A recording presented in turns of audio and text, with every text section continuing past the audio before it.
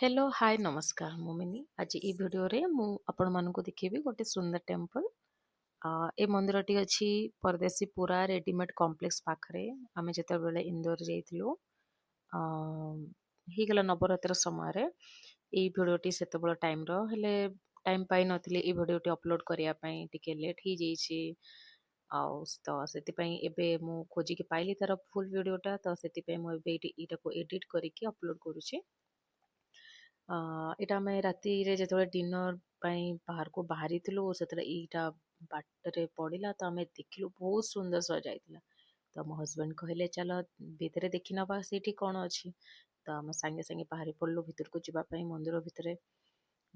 ମନ୍ଦିର ଭିତରକୁ ଗଲା ବେଳେ ସେଠି ଜଣଙ୍କୁ ପଚାରିଲୁ କି ମନ୍ଦିରଟା କେବେକାର ବୋଲି ମନ୍ଦିରଟା ଏତେ ସୁନ୍ଦର ସଜାଇଛି ସେମାନେ କହିଲେ ଏବେ ଏଇ 2018 କମ୍ପ୍ଲିଟ ହେଇଛି। ତାପରେ ଦେଖିକି ବି ଲାଗୁନଥିଲା ସେଟା ବେଶୀ ପୁରୁଣା ମନ୍ଦିର ବୋଲି ଏବେ ନୂଆ ନୂଆ ହିଁ ମନ୍ଦିରଟେ ହେଇଛି। ବହୁତ ନିଟ୍ ଆଣ୍ଡ କ୍ଲିନ୍ ବହୁତ ସୁନ୍ଦର ହେଇଛି ଆଉ ଏବେ ଭିତରେ ଏବେ ବି ତାର କାମ ଚାଲିଛି। ଆଉ ଏଇଟା ହଉଛି କନକେଶ୍ୱରୀ ମାତା ମନ୍ଦିର ଥିଲା। ଆଉ ଇଏ ହଉଛନ୍ତି ଜଣେ ଗୁଜୁରାଟରେ ତାଙ୍କର ଜନ୍ମ ହେଇଥିଲା ଜଣେ ଆଧ୍ୟାତ୍ମିକ ଗୁରୁ ଥିଲେ ସିଏ। ଆଉ ମାତ୍ର 9 ବର୍ଷ ବୟସରେ ସେ ଭଗବାନ ଶିବଙ୍କର ସାଧନା ଷ୍ଟାର୍ଟ କରିଥିଲେ।